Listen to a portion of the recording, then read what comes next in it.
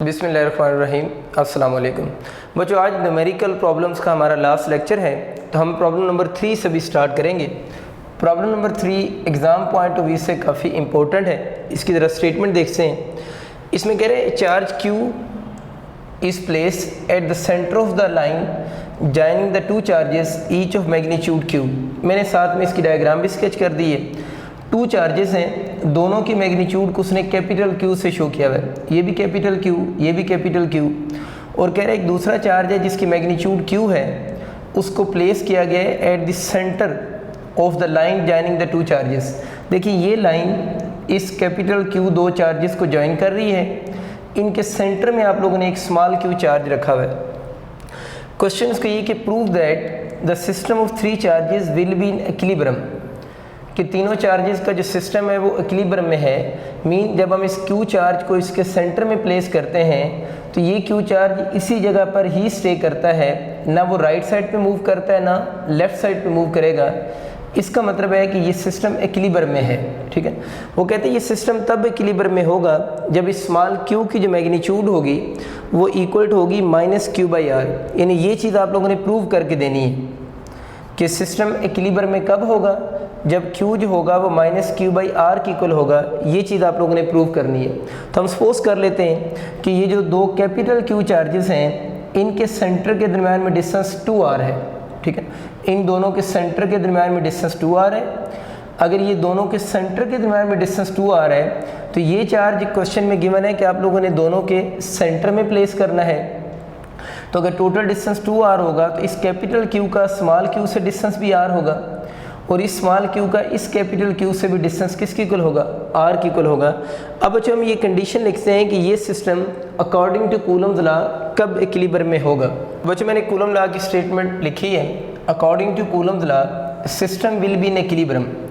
ये सिस्टम तब इक्विलिब्रियम में होगा कि जितनी फोर्स ये कैपिटल Q इस स्मॉल q पर लगा रहा है उस फोर्स को कैलकुलेट करें, और वो फोर्स ये वाला Q चार्ज इस Q चार्ज पर जो फोर्स लगा रहा है, यानी ये कैपिटल Q स्मॉल q पर जो फोर्स लगा रहा है वो Q इंटू Q होगी, और ये कैपिटल Q इस कैपिटल Q पर जो फोर्स लगा रहा है उसकी सिंबल Q इंटू Q है।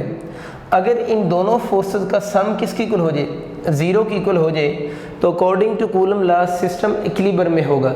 सिस्टम इक्विलिब्रियम का मतलब ये है कि अगर हम इस चार्ज को यहाँ पर प्लेस करेंगे तो ये चार्ज ना up and downward left right किसी भी डायरेक्शन में मूव नहीं करेगा। लेकिन वो कब मूव नहीं करेगा, जब ये चार्ज इस पर जो फोर्स लगा रहा है और ये चार्ज इस चार्ज पर जो फोर्स लगा रहा है उन दोनों का सम किसकी इक्वल आ जाए, 0 आ जाए, तो ये चार्ज अपनी पोजीशन से जहाँ पर इसको रखेंगे वहाँ से मूव नहीं करेगा। अब जो इस फार्मूला में वैल्यूज पुट करते हैं, पहले आप लोगों ने जो कूलम फोर्स लिखनी इन दो चार्जेस के दरम्यान में लिखनी है। ठीक है ना, और इनके दरम्यान में डिस्टेंस कितना है, r आपको गिवन है। तो इसके ऊपर अगर मैं फार्मूला अप्लाई करता हूँ तो बन जाएगा k q ये वाला into small q divided by इन दोनों के दरम्यान में डिस्टेंस का स्केयर। तो इन दोनों के दरम्यान में डिस्टेंस कौन सा है, r का स्केयर हो जाएगा। देखिए वही कूलम लाइन है, F इक्वल के q1 q2 over r square. यहाँ पर q1 ये है, q2 इसे सपोज कर लें, और दोनों के दरम्यान में डिस्टेंस r हो गया, ये वाला प्लस हो गया। अब आप लोगों ने इन दोनों चार्जेस को लिखना है, तो क्या लिखेंगे, F के q इंटू q, क्योंकि इन दोनों की मैग्नीट्यूड किसकी इक्वल है, q की इक्वल है, डिवाइडेड बाय दोनों के सेंटर के दरम्यान में डिस्टेंस का स्केयर। तो इन दोनों के सेंटर के दरम्यान में डिस्टेंस कौन सा है, 2r का हमें स्केयर करना पड़ेगा। इसको थोड़ा सॉल्व करते हैं, k q इसको दूसरी तरह लिखा रहने देना है इंटू r स्केयर प्लस इस q को q से मल्टीप्लाई करें तो q square over 4r square is equal to 0 हो जाएगा। अब जो देखो इस इक्वेशन में आपका कॉमन क्या चीज़ आ रही है, k भी कॉमन है, कैपिटल Q भी एक कॉमन आ रहा है, और r स्केयर भी कॉमन आ रहा है। तो यहाँ पर अगर हम इसको कॉमन ले लें, Q capital Q over r square अगर बच्चों कॉमन आ रहा है into Q over r square common आ गया, तो पहली वाली जो टर्म है उसका एक स्मॉल q बच गया और दूसरी टर्म का k भी बाहर चला गया, एक q भी बाहर चला गया, r स्केयर भी बाहर चला गया। तो उसकी क्या चीज़ बच जाएगी, एक q बच गया उसका, और डिवाइडेड बाय 4 बच गया, बाकी सारी चीज़ें उसकी कॉमन में चली गई हैं, ठीक है। ए क्यू बच गया ना, क्योंकि एक बाहर क्यू आया है, 4 बच गया, आर स्क्वायर के और ए क्यू आप लोगों का बाहर चला गया। अब ये देख लें इन दोनों का प्रोडक्ट इक्वल टू 0 आ रहा है, इसका मतलब ये हुआ कि आप यूँ सिंपल सोच सकते हैं, इस सारी टर्म को सिर्फ ले जाएं तो ये जो पूरी टर्म है उधर जाकर क्या हो जाएगी, 0 हो जाएगी। तो आपका एंड पे क्या बन जाएगा, q plus q/4 equal to 0 हो जाएगा, ठीक है। इस चीज़ के बारे में बता रहा हूँ। आप यूँ सोच लें आर स्क्वायर जब उधर जाके 0 से मल्टीप्लाई होगा तो 0 हो गया, के क्यू इधर आकर डिवाइड होंगे तो फिर भी 0 हो जाएंगे। अगर किसी को कन्फ्यूजन है तो वो चाहे तो ये स्टेप लिख सकता है, 0 उसी तरह लिखा हुआ है।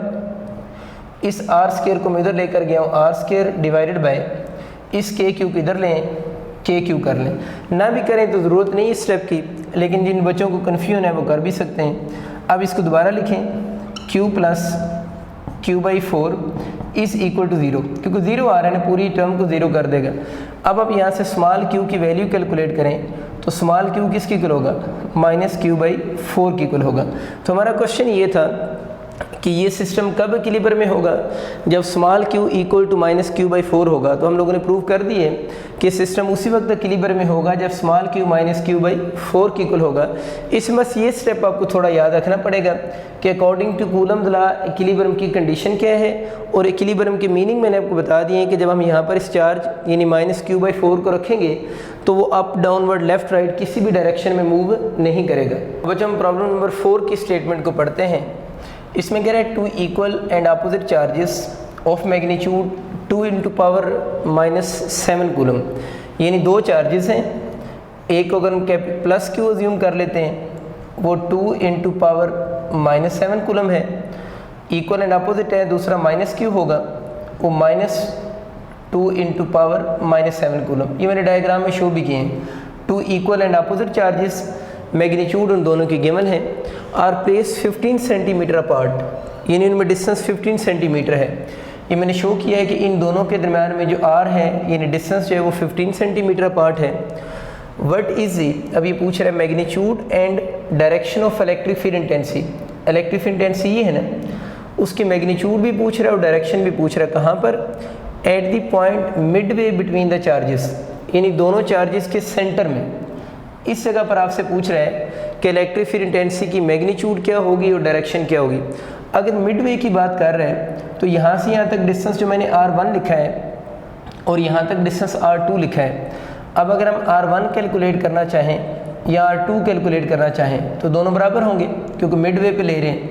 तो कैसे निकालेंगे, r जो डिस्टेंस है उसको 2 से डिवाइड करेंगे।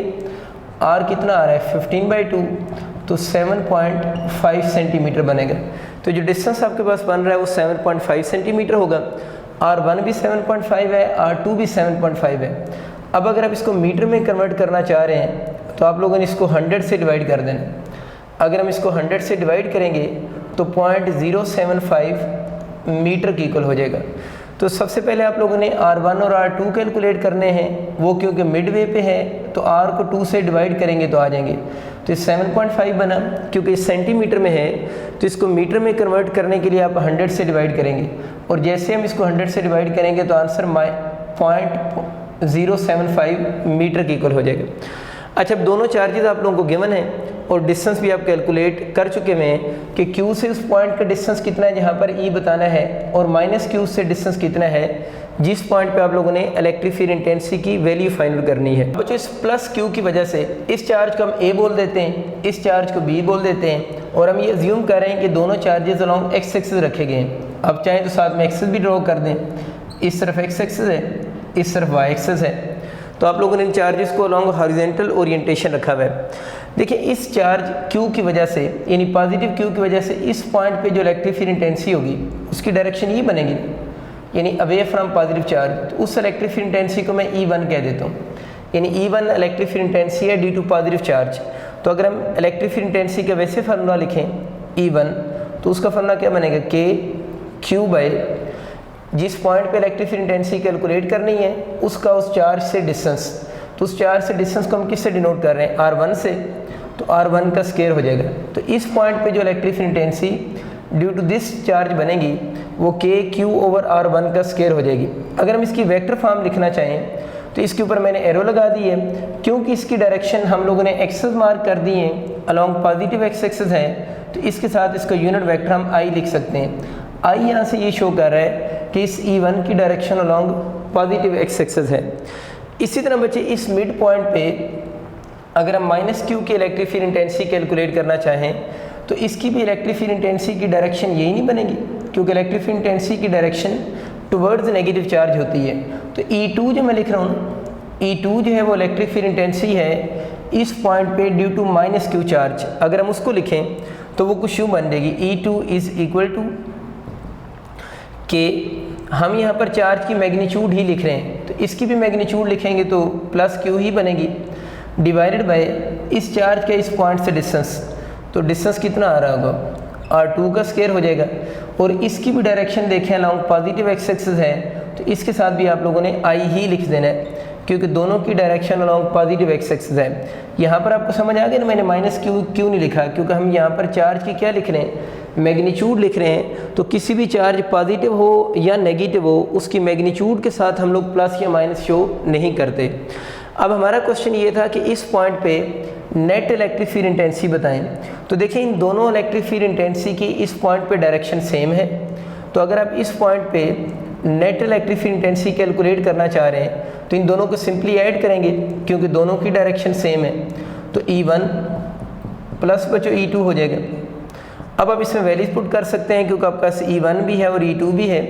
अगर मैं वैल्यूज पुट करूँगा तो KQ ओवर R1 का स्क्वायर, साथ में I आ जाएगा, प्लस KQ ओवर R2 का स्क्वायर, और फिर साथ में I कैप आ जाएगा। I कैप यूनिट वेक्टर है जो डायरेक्शन शो कर रहा है इस पॉइंट पे इलेक्ट्रिक फील्ड इंटेंसिटी की।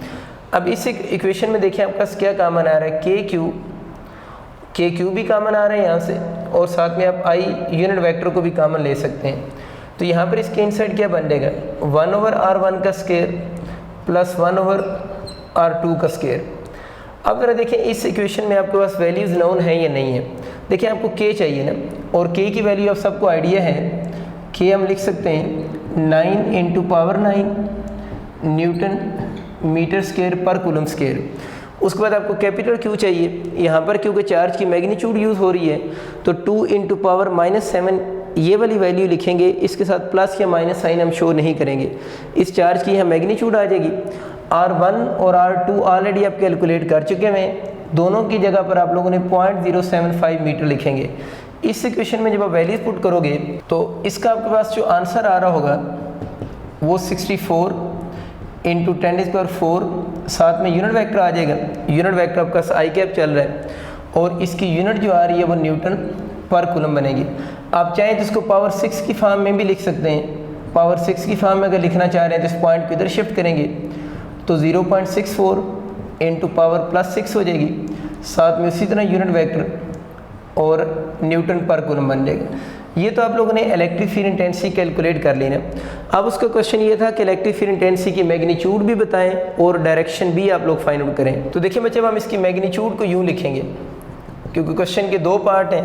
इलेक्ट्रिक फील्ड इंटेंसिटी की मैग्नीट्यूड बताएं, तो इसकी मैग्नीट्यूड बन जाएगी 0.64 × पावर 10⁶, और यूनिट इसकी न्यूटन पर कूलम हो जाएगी। ठीक है, यूनिट इसकी न्यूटन पर कूलम होगी। और दूसरी बात है कि इसकी डायरेक्शन क्या होगी। हम कह सकते हैं इसकी डायरेक्शन अलॉन्ग एक्स एक्सिस होगी। अगर हम डायग्राम के अकॉर्डिंग देखें कि इसकी डायरेक्शन अलॉन्ग, बल्कि आप यूँ लिख लें, अलॉन्ग पॉजिटिव एक्स एक्सिस होगी, और आप कह सकते हैं अलॉन्ग AB होगी,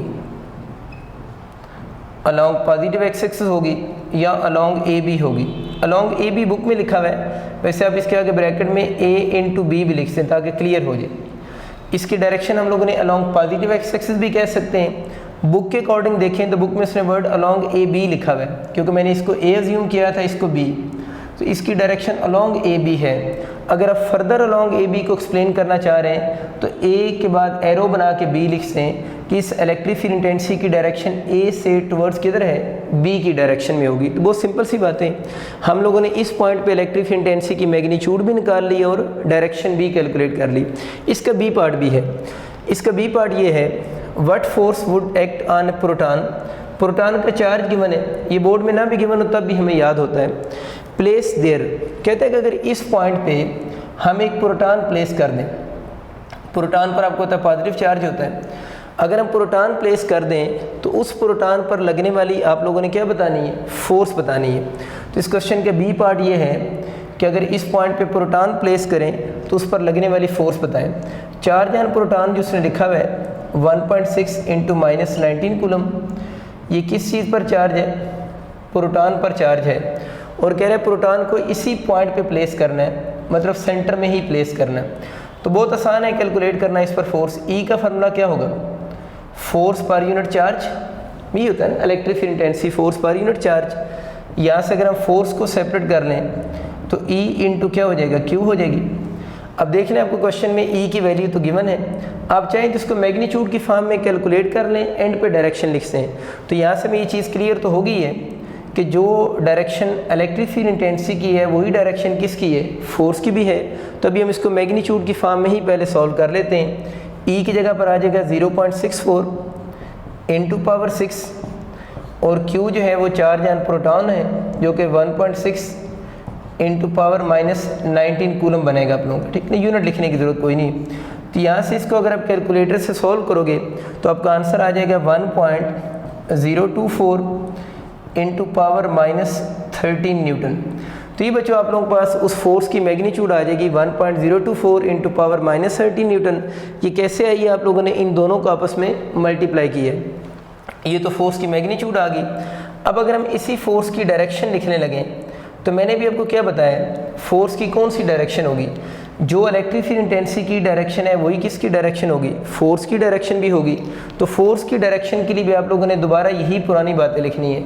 इस फोर्स की डायरेक्शन भी अलॉन्ग पॉजिटिव एक्स एक्सिस होगी, आर आप कहेंगे अलॉन्ग ए बी होगी, और अलॉन्ग ए बी का मतलब यह है कि ए से टुवर्ड्स किसकी तरफ होगी, बी की तरफ होगी। दोनों की मैग्नीट्यूड तो डिफरेंट आ रही है, लेकिन दोनों की डायरेक्शन के लिए आप लोगों ने वर्डिंग क्या लिखनी है, सेम लिखेंगे। अब बच्चों हम प्रॉब्लम नंबर 5 की स्टेटमेंट देखते हैं। इसमें कह रहे हैं 2 positive point charges of this and this, यानी 2 चार्जेस आपको गिवन है और दोनों पॉजिटिव पॉइंट चार्ज हैं। इनकी मैग्नीट्यूड का हम यूँ लिख लेंगे, Q1 जो है वो 15 इंटू पावर -10 कूलम है, और Q2 जो गिवन है वो 13 इंटू पावर -10 कूलम गिवन है। आर प्लेस 12 सेंटीमीटर अपार्ट, और इनमें डिस्टेंस 12 सेंटीमीटर अपार्ट है। मैंने डायग्राम भी बनाई है, ये दोनों पॉजिटिव पॉइंट चार्जेस हैं, ठीक है, बहुत सारे पॉजिटिव पॉइंट चार्जेस हैं, और दोनों के दरम्यान में डिस्टेंस देखें मैंने 12 सेंटीमीटर शो किया है। तो इनिशियल डिस्टेंस 12 सेंटीमीटर है, R1 लिख लेते हैं, इनिशियली 12 सेंटीमीटर है। इसको अगर मीटर में कन्वर्ट करना चाह रहे हैं तो 100 से डिवाइड करेंगे तो R1 बच्चों बन जाएगा 0.12 मीटर, ठीक है। नेक्स्ट आगे देखते हैं क्या कह रहे हैं वो। आगे वो कह रहे हैं कि फाइंड द वर्क डन, यानी W बताना है आप लोगों ने, in bringing the 2 charges 4 centimetre closer. ज़ाहिर है ये दोनों चार्जेस पॉजिटिव हैं। सपोज करें हम इस चार्ज को अगर इस चार्ज के क्लोज लेकर आते हैं तो ये पॉजिटिव उस पॉजिटिव को क्या करेगा, रिपेल करेगा। अगर ये वाला पॉजिटिव उस पॉजिटिव को रिपेल कर रहा है तो इस चार्ज को इस तरफ लाते हुए आपको क्या करना पड़ेगा, वर्क डन करना पड़ेगा। उसका क्वेश्चन ये है कि वो वर्क डन बताएं, और दोनों को कितना क्लोज लेकर आना है, 4 सेंटीमीटर पहले से क्लोज कर देना है। पहले कितने सेंटीमीटर अवे हैं, 12 सेंटीमीटर अवे हैं। तो इस Q2 चार्ज को आप लोगों ने इस जगह पर लेकर आना है जहाँ मैंने डॉटेड पोजीशन बनाई हुई है। यूँ समझिए कि आप Q2 को उस जगह से इस जगह लेकर आना चाहते हैं, और कितने सेंटीमीटर उसको क्लोज करना है, 4 सेंटीमीटर क्लोज करना है। तो जब ये वाला चार्ज अपनी इस पोजीशन से इस पोजीशन पर आ जाएगा तो कितना आगे लेकर आएँ, 4 सेंटीमीटर अब लेकर आएँ। तब हमें इस Q2 चार्ज का इस Q1 चार्ज से न्यू डिस्टेंस चाहिए जिसे हम R2 कह रहे हैं। तो R2 हम कैसे कैलकुलेट करेंगे, टोटल डिस्टेंस दोनों के दरम्यान में किससे शो हो रहा है, R1 से माइनस कितना वो इसके क्लोज गया है, डेल्टा R इसके क्लोज गया है। तो अगर आप इस R1 में से इस डेल्टा R को माइनस कर दो तो इस Q2 चार्ज का Q1 चार्ज से न्यू डिस्टेंस आ जाएगा जिसे हम R2 से शो कर रहे हैं। वो ज़रा कैलकुलेट कर लेते हैं, बहुत ईजी है। 12 माइनस 4 तो कितने सेंटीमीटर हो गया, 8 सेंटीमीटर। अगेन इसको मीटर में कन्वर्ट करें तो 8/100.08 मीटर हो जाएगा। तो ये जो न्यू डिस्टेंस आपके पास ये वाला बन रहा है ये 8 सेंटीमीटर था, और मैंने इसको वहाँ पर मीटर में भी कन्वर्ट कर दिया। अब बच्चों बात ये रहेगी कि इसको यहाँ से यहाँ तक लेकर आने में कितना वर्क डन हुआ है। तो जब आप लोगों ने टॉपिक पढ़ा था ना पोटेंशियल डिफरेंस वाला, वहाँ पर हम जब इस चार्ज को इस क्यू चार्ज के क्लोज लेकर आ रहे थे तो वहाँ पर हम लोगों ने वर्क डन कैलकुलेट करने का एक फार्मूला पढ़ा था। वही फार्मूला हम यहाँ पर भी अप्लाई करेंगे। वो फार्मूला कुछ यूँ था, W=K Q1 Q2। ये जो चार्जेस की जो आप लोगों ने मैग्नीट्यूड अज्यूम की वही लिखनी, Q1 और Q2 हो जाएगा, और इनटू 1/R1 माइनस 1/R2 हो जाएगा। अब जो देखो इस इक्वेशन में सारी चीज़ें नाउन हैं। K की वैल्यू मैं दोबारा लिख देता हूँ, 9 × पावर 9 न्यूटन मीटर स्क्वायर पर कूलम स्क्वायर। देखिए आपका K भी आ गया, Q1 और Q2 भी सिस्टम इंटरनेशनल में आपको गिवन है। उसके अलावा आपको R1 चाहिए, R1 की ये वाली वैल्यू आप यूज़ करेंगे मीटर वाली, R2 की वैल्यू भी मीटर वाली ही यूज़ करेंगे। तो इसमें अगर सारी चीज़ें नाउन हैं तब आप वैल्यूज़ पुट करके इसमें वर्क डन ईजिली कैलकुलेट कर सकते हैं। और वर्क डन का जो आंसर आ रहा है अगर आप इसको कैलकुलेटर से सॉल्व करेंगे तो 7.318 × पावर -8 जूल की इक्वल होगा। तो बच्चों आप लोगों ने इसमें कैलकुलेटर से वैल्यूज पुट करनी है। अक्सर बच्चों से गलती होती है कि वो R1 और R2 को सेंटीमीटर वाला यूज़ कर देते हैं। देखिए चार्ज अगर आप कूलम में ले रहे हैं तो उसको भी आप लोगों को मीटर में ही लेना पड़ेगा और इसका फाइनल आंसर आ जाएगा 7.318 × पावर -8 जूल। तो इस Q2 चार्ज को इस Q1 चार्ज के 4 सेंटीमीटर क्लोज करने में आपको ये अमाउंट ऑफ वर्क डन करनी पड़ेगी। और अगेन बात रिपीट करूँ, वर्क डन क्यों करना पड़ रहा है कि दोनों लाइक चार्जेस हैं, जब इसको इसके क्लोज लेकर आएंगे तो ये आगे से क्या करेगा, रिपेल करेगा। उस रिपल्शन को ओवरकम करने में आपको ये वाला वर्क डन परफॉर्म करना पड़ेगा। अब बच्चों प्रॉब्लम नंबर 6 से इसमें कह रहे हैं कि हॉलो स्फीयर इस चार्ज टू 14 माइक्रोकूलम। तो मैंने एक हॉलो चार्ज स्फीयर बनाया है और इस हॉलो चार्ज स्फीयर पर जो चार्ज है वो 14 माइक्रोकूलम गिवन है। क्यू उसकी सिंबल रख लेते हैं तो हम इसको लिख सकते हैं 14 × -6 कूलम। ये इस पर चार्ज हो गया। Find the potential at its surface, यानी कह रहे हैं कि इसके सरफेस के ऊपर पोटेंशियल बताएं कितना होगा। यानी इसका जो ए पार्ट है वो ये है कि पोटेंशियल एट द सरफेस बताएं।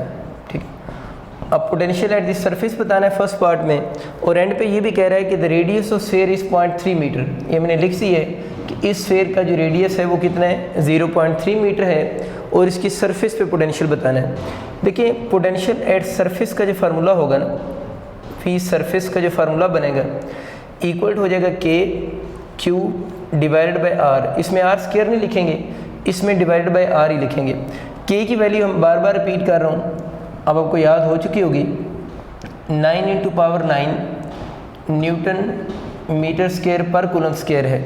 अब इस ऊपर वाली इक्वेशन में आप ये सारी वैल्यूज पुट कर सकते हैं। K आपको लिख दी है मैंने, Q गिवन है 14 × -6 और R जो आ रहा है वो आपका 0.3 मीटर है।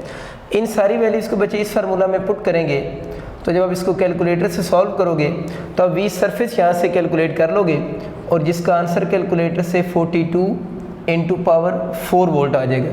तो ये इसका पोटेंशियल वो है जो इसकी सरफेस के ऊपर जनरेट हो रहा है। ठीक, तो ये उसने पहले पार्ट में पूछा हुआ था कि आप लोगों ने एट इट्स सरफेस पोटेंशियल कितना होगा। ज़रा बी पार्ट पे गौर करें।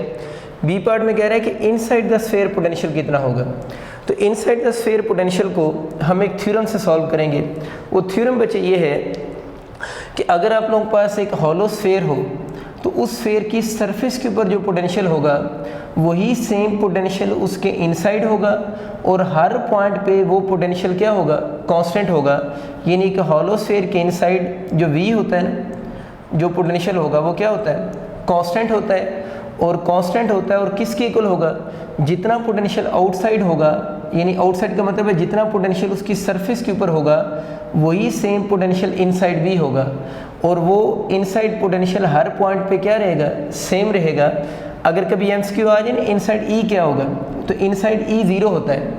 यानी हॉलो चार्ज स्फीयर के इनसाइड E 0 होता है, V 0 नहीं होता बल्कि इनसाइड V कांस्टेंट होता है। और अकॉर्डिंग टू थ्योरम V कितना होता है जिसे हम कांस्टेंट बोल रहे हैं, वो इक्वल टू सरफेस पोटेंशियल होगा।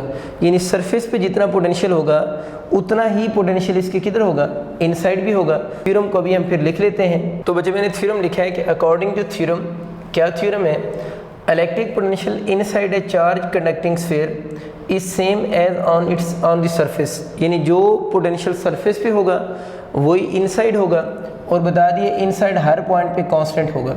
तो वी इनसाइड किसकी इक्वल हुआ, फिर वी सरफेस की इक्वल हुआ, और वी सरफेस सभी आप कैलकुलेट कर चुके हुए हो ना, तो डायरेक्ट आप लोग इसकी वैल्यू पुट कर दें। मैं लिख सकता हूँ बाई पुटिंग द वैल्यूज़। तो वी सरफेस हमारे पास कितना आया था 42 इंटू पावर 4 वोल्ट, तो वी इनसाइड भी 42 इंटू पावर 4 वोल्ट की इक्वल हो जाएगा। तो ये इसका आप लोगों का बी पार्ट सॉल्व हो गया कि वी आउटसाइड जो यानी वी सरफेस पे जो होगा वही पोटेंशियल वी किधर होगा, इनसाइड भी होगा, और इनसाइड मैंने आपको बता दिया कि हर पॉइंट पे पोटेंशियल कांस्टेंट होता है, कितना होता है सरफेस के बराबर। और कभी अगर एमसीक्यू में इनसाइड ई पूछे या न्यूमेरिकल में भी अगर इनसाइड ई आ जाए तो आप लोगों ने डायरेक्ट लिख देना है कि इनसाइड ई की वैल्यू 0 होगी। इसका थर्ड पार्ट देखें, इलेक्ट्रिक पोटेंशियल ही बताना है at a distance 0.2 metre from the surface, यानी सरफेस से 0.2 मीटर दूर कोई पॉइंट है, उस पॉइंट पे अब आप लोगों ने इलेक्ट्रिक पोटेंशियल की वैल्यू कैलकुलेट करनी है। तो इस पॉइंट को यहाँ पर शो कर लेते हैं, ये सरफेस होगी, यहाँ सरफेस से ये डिस्टेंस d कर लेते हैं, और ये डिस्टेंस d हमें गिवन है 0.2 मीटर। इस पॉइंट पे वो कह रहे हैं इलेक्ट्रिक पोटेंशियल की वैल्यू कैलकुलेट करो। वी आउटसाइड लिख सकता हूँ, आउट मीन वी आउटसाइड, आप पूरा लफ्ज़ लिख लीजिएगा वी आउटसाइड। तो इस पॉइंट पे अब आप लोगों ने कैलकुलेट करनी है। अब जब वी आउटसाइड कैलकुलेट करना होता है तो आप लोगों ने यहाँ सरफेस से डिस्टेंस नहीं यूज़ करते फार्मूला में, ये जो डिस्टेंस यूज़ होता है ना, तो आप इसकी जगह डी नहीं लिख सकेंगे, बल्कि इस पॉइंट का जिस पॉइंट पे हम वी कैलकुलेट करना चाह रहे हैं इसका उस स्फीयर के सेंटर से डिस्टेंस लेना पड़ेगा। यानी यहाँ पर जो नीचे डिस्टेंस पुट होना है वो सरफेस से डिस्टेंस नहीं लेंगे, बल्कि उस पॉइंट का उस स्फीयर के सेंटर से डिस्टेंस लेंगे। उस डिस्टेंस को चले मैं कैपिटल आर से डिनोट कर देता हूँ। तो इस पॉइंट का डिस्टेंस कहाँ से लेना है, सेंटर से लेना है, ये की पॉइंट भी है, तो वो r प्लस डी बन जाएगा। डी पता है 0.2 मीटर क्वेश्चन में गिवन है, at a distance 0.2 metre from the surface. तो अक्सर बच्चे इस फार्मूले में r की जगह d लिख देते हैं, जिससे क्वेश्चन रॉन्ग हो जाता है। तो आप लोगों ने इस पॉइंट का सेंटर से डिस्टेंस लेना है। तो स्मॉल r हमारे पास कितना आ रहा है 0.3, d अभी 0.2 था, तो आपका जो टोटल डिस्टेंस उस पॉइंट का बनेगा from the centre of sphere वो 0.5 मीटर है। अब आप पोटेंशियल आउटसाइड इजीली कैलकुलेट कर सकते हैं। तो पोटेंशियल आउटसाइड अगर हम कैलकुलेट करें उसका फंडा भी के क्यू, तो वही चार्ज रहेगा जो शुरू में गिवन है 14 माइक्रोकूलम, और डिवाइडेड बाय जब आप लिखेंगे तब आप लोगों ने बस कैपिटल आर लिखना है। देखिए इसमें सारी चीज़ें के और क्यू तो वही पुराने हैं, कैपिटल आर की वैल्यू आपको 0.5 मीटर गिवन है। अब अगर आप इसमें वैल्यूज पुट करोगे तो आप इजीली जो है वी आउटसाइड कैलकुलेट कर सकते हैं, और वी आउटसाइड का जो आंसर आएगा 25.2 इंटू पावर 4 वोल्ट आ जाएगा। ठीक है, 25.2 इंटू पावर 4 वोल्ट बनेगा। तो बहुत आसान, ये दो चीज़ें पहले ही पुरानी हैं, आर की जगह 0.5 पुट करोगे तो आंसर 25.2 इंटू पावर 4 वोल्ट आ जाएगा। तो आप लोगों ने 3 पोटेंशियल कैलकुलेट करने, एक सरफेस पे, एक इनसाइड और एक आउटसाइड। और आउटसाइड का मतलब क्या है, सरफेस से जिस पॉइंट पे पोटेंशियल कैलकुलेट करना है उसका डिस्टेंस हमें 0.2 मीटर गिवन था। तो तीनों पॉइंट्स पे आप लोगों ने अब पोटेंशियल कैलकुलेट कर लिए हैं। नेक्स्ट प्रॉब्लम बच्चों, प्रॉब्लम नंबर 7 है। इसको ज़रा देखिए, इसमें कह रहा है 280 joule of work is done, यानी आपको इस क्वेश्चन में जो वर्क डन गिवन है वो 280 जूल वर्क डन गिवन है in carrying a charge of 2 coulomb, और जो चार्ज है वो आपका 2 coulomb plus 2 coulomb charge given है from place where the potential is -12 volt to another place where the potential is V। Calculate the V ना, V को calculate करें। मैंने इस क्वेश्चन की डायग्राम नीचे स्केच की है जिससे आपको समझने में आसानी होगी। तो आप यूँ समझ लें कि जो -12 वोल्ट आपको गिवन है ना, वो ये वाला पोटेंशियल गिवन है। -12 वोल्ट है तो इस प्लेट को मैंने नेगेटिव प्लेट बना दी है, और वो कह रहे हैं कि इस चार्ज को, जो 2 कूलम का चार्ज है, आप इसको -12 वोल्ट से ऊपर लेकर जा रहे हैं, और जो ऊपर वाली प्लेट है उसको पॉजिटिव प्लेट कह रहे हैं जिसका पोटेंशियल V है। जाहिर है अगर ये पॉजिटिव चार्ज है तो इसको नेगेटिव प्लेट से जब आप पॉजिटिव प्लेट की तरफ लेकर जाओगे तो चार्ज खुद तो नहीं जा रहा होगा, आपको इस चार्ज को ऊपर लेकर जाने के लिए इस चार्ज पर वर्क डन करना पड़ेगा। तो यूँ क्वेश्चन को समझें कि आप लोगों ने यहाँ से यहाँ तक चार्ज को जब लेकर गए हैं, यानी V1 पोटेंशियल से V2 तक, और V2 को यहाँ पर वो किससे डिनोट कर रहा है V तक, तो आपको कितना वर्क डन करना पड़ रहा है 280 जूल वर्क डन करना पड़ा है +2 कूलम चार्ज के ऊपर। तो उसका क्वेश्चन ये है कि जो पॉजिटिव प्लेट है ना, इसका पोटेंशियल फाइंड आउट करें और इसके पोटेंशियल को उसने V2 की बजाय किससे डिनोट किया हुआ है, V से डिनोट किया हुआ है। तो बहुत आसान सा क्वेश्चन है, ज़रा देखें कैसे करेंगे। आपको याद होगा पोटेंशियल डिफरेंस का जो फार्मूला था वो work done per unit charge होता है। पोटेंशियल डिफरेंस अगर work done per unit charge है तो पोटेंशियल डिफरेंस हम कैसे निकालते हैं, लार्ज पोटेंशियल में से स्मॉल को माइनस करेंगे। लार्ज किसका पोटेंशियल होता है, पॉजिटिव का पोटेंशियल लार्ज होता है एज कम्पेयर टू किससे, नेगेटिव से। तो यहाँ पर डेल्टा V असल में शो कर रहा है V2 माइनस V1 है ना, ये लार्ज है, ये स्मॉल में से माइनस कर देंगे, work done per unit charge हो गया। हमें यहाँ से V2 चाहिए ना, और V2 को वो किसकी को लिख रहा है V, तो मैं इस V2 को V से रिप्लेस कर रहा हूँ और ये V1 इधर माइनस हो रहा है, दूसरी साइड पे जाकर ये प्लस हो जाएगा। तो W/Q प्लस V1, ये इधर माइनस हो रहा था उधर जाकर प्लस हो गया। अब बच्चों आप इसमें वैल्यूज पुट करो। वर्क डन आपको क्वेश्चन में कितना गिवन है, 280 डिवाइड बाई 2 प्लस V1 हमें कितना गिवन है, -12 गिवन है। इसको मैं इधर ऊपर सॉल्व करता हूँ, जरा देखें इसको कैसे हल करेंगे। देखिए जब इसको कैंसिल करेंगे ना, 2 को 280 से कैंसिल करेंगे तो क्या बच जाएगा, 140 आ जाएगा। 140 ये प्लस माइनस मिलकर क्या हो जाएंगे, -12। तो 140 में से अगर हम 12 को माइनस करें तो आपका आंसर 128 वोल्ट आ जाएगा। इसका मतलब ये हुआ कि जो पॉजिटिव प्लेट है जहाँ तक हम उस चार्ज को लेकर गए हैं, उस प्लेट या उस पॉइंट का जो पोटेंशियल होगा वो 128 वोल्ट की इक्वल होगा। अब बच्चों हम प्रॉब्लम नंबर 8 की बात करते हैं। इसमें कह रहे हैं calculate electric potential at the surface of A silver nucleus. ये मैंने डायग्राम में आपके सामने एक रफ सा सिल्वर न्यूक्लियस स्केच किया है और ये जो पॉजिटिव शो हो रहे हैं ये सिल्वर न्यूक्लियस के अंदर प्रोटॉन्स हैं। और क्वेश्चन उसका ये है कि calculate electric potential at the surface of silver nucleus having radius of this, यानी इस सिल्वर न्यूक्लियस का आपको ये रेडियस भी गिवन है, इसको R से डिनोट कर लेते हैं। और R हमें क्वेश्चन में गिवन है 3.14 इंटू पावर -14 मीटर, यानी उसका रेडियस हमें गिवन है। क्वेश्चन उसका ये कि इसकी सरफेस के ऊपर आप लोगों ने इस पॉइंट पे इलेक्ट्रिक पोटेंशियल कैलकुलेट करके देना है उसे। The atomic number of silver is 47, यानी जो सिल्वर है उसका एटॉमिक नंबर Z होता है, वो आपको 47 गिवन है, ठीक है। तो हम इस एटॉमिक नंबर को पहले चार्ज में कन्वर्ट करेंगे, तो Q इज़ इक्वल टू होगा Z इंटू E, यानी एटॉमिक नंबर से चार्ज बनाने का फंडा Q equal to Z into E होगा। E यहाँ पर जो होगा वो चार्ज ऑन प्रोटॉन होगा और वो क्वेश्चन में गिवन भी है 1.6 इंटू -19 कूलम। तो एटॉमिक नंबर से चार्ज इसी फार्मूले से बनाते हैं, Z की जगह पर 47 आप लिख देंगे और चार्ज जो है वो 1.6 इंटू -19 हो जाएगा। तो इस तरह हम लोग ये काम करेंगे, जो एटॉमिक नंबर था उसको आप लोगों ने E से मल्टीप्लाई करने के बाद किस में कन्वर्ट कर लेना है, चार्ज में कन्वर्ट कर लेना है। और यहाँ से जो चार्ज बनेगा वो 75.2 इंटू पावर -19 कूलम बनेगा। तो ये चार्ज है 75.2 इंटू -19 कूलम, किस पर चार्ज है, ये बच्चों चार्ज है सिल्वर न्यूक्लियस पर। टोटल चार्ज जो है वो 75.2 इंटू -19 कूलम है ड्यू टू प्रोटॉन जो सिल्वर न्यूक्लियस के अंदर है। अब क्वेश्चन उसका ये है कि इसकी सरफेस के ऊपर आप पोटेंशियल बताएं। तो इलेक्ट्रिक पोटेंशियल अगर आप सरफेस पे बताना चाह रहे हैं तो उसका फॉर्मूला वही K/Q बाई कौन सा होगा, R होगा। K ऑलरेडी आपको पता है 9 into power 9 newton metre square पर कूलम स्क्वायर। बाकी आप देख लें K आपको मैंने लिख दी है, Q और R चाहिए। Q 75.5 इंटू 19 सॉरी, R आपको 3.14 इंटू पावर -14। तो इस इक्वेशन में अगर हम वैल्यूज़ पुट करेंगे तो वैल्यूज़ आप खुद से पुट कर लेंगे, तो आप कैलकुलेटर से इसको सॉल्व करेंगे तो ईजिली आंसर आप कैलकुलेट कर सकते हैं और इसका आंसर 1.99 इंटू पावर 6 वोल्ट हो जाएगा। तो बहुत सिंपल सा क्वेश्चन, जस्ट आप लोगों ने वैल्यूज़ इसमें पुट करनी है K, Q और R की, तो इसकी सरफेस पे आपका पोटेंशियल आ जाएगा और बनेगा 1.99 इंटू पावर 6 वोल्ट। अब अच्छा हम प्रॉब्लम नंबर 9 की बात करते हैं। बहुत सिंपल सा न्यूमेरिकल प्रॉब्लम है।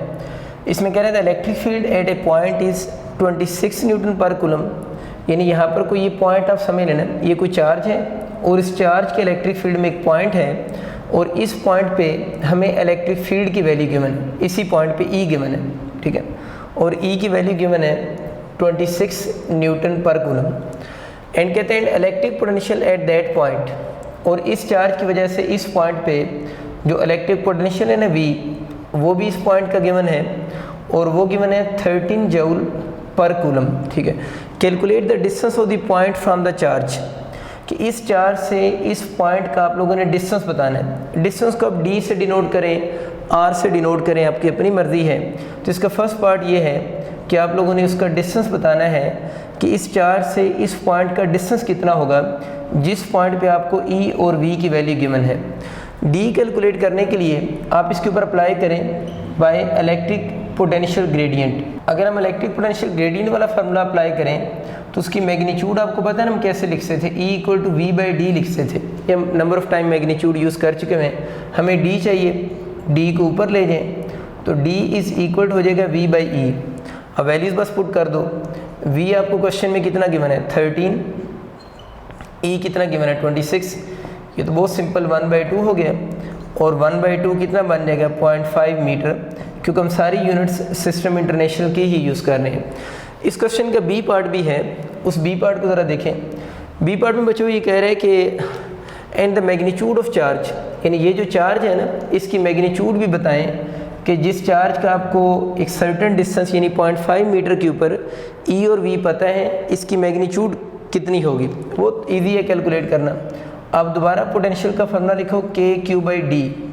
देखिए D लिखें R लिखें फ़र्क नहीं पड़ता।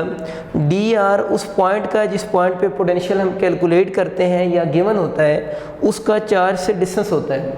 तो इसको D लिखें या R लिखें इससे कोई फ़र्क नहीं पड़ता। आपको यहाँ से Q कैलकुलेट करना है, Q को इसी साइड पे रहने दें तो बन जाएगा VD डिवाइडेड बाई क्या हो जाएगा K हो जाएगा।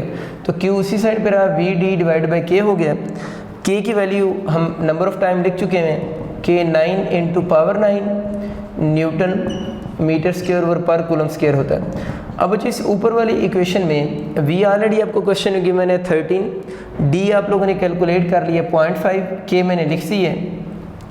इन सारी वैल्यूज़ को ऊपर वाली इक्वेशन में पुट करके जब आप कैलकुलेटर से सॉल्व करोगे तो आपका आंसर जो बनेगा 0.722 इंटू पावर -9 कूलम आपका आंसर आ जाएगा।